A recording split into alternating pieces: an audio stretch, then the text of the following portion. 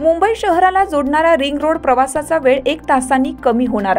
मुंबईच्या रिंग रोडसाठी 58,000 कोटी, 90 किलोमीटरपेक्षा जास्त लांबीचे रस्ते। मुंबईतील वाहतूक कोंडी कमी करून प्रवासाचा वेळ तब्बल 1 तासांनी कमी करण्यासाठी MMRDAने रिंग रोडच्या माध्यमातून मुंबईला जोडण्याची योजना हाती घेतली आहे। पुढील 5 वर्षांत शहरातील वाहतूक समस्या कमी करणे आणि प्रवासाच्या वेळा कमी करणे हे या रिंग रोडचं उद्दिष्ट आहे।